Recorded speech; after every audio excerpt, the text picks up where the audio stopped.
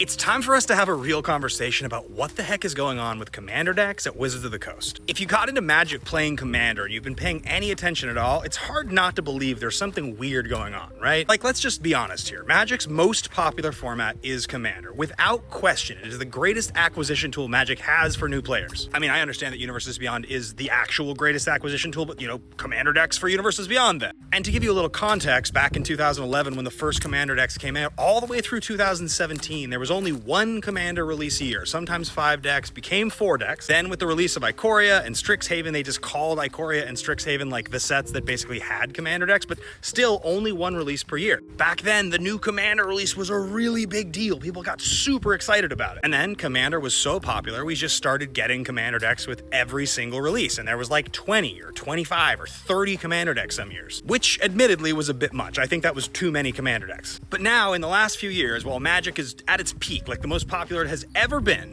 we have a Hobbit set coming out in August with 0 Commander decks. We have Reality Fracture coming out with exactly 1 Commander deck. Avatar: The Last Airbender, a set that was literally designed like 4 elements, had no Commander decks. But between April and June, between Strixhaven and Marvel Superheroes, we're getting 9 Commander decks. There just doesn't seem to be any consistency on the math. Like, why did Ninja Turtles get 1?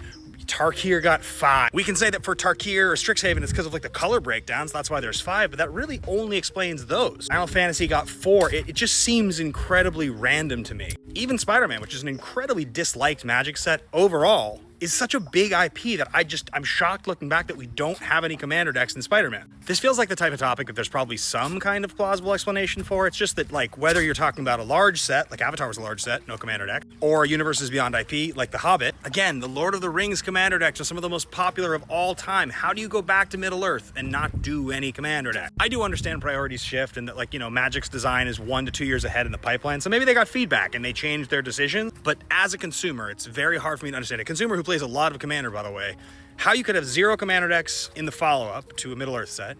You could have 0 Commander decks for Spider-Man.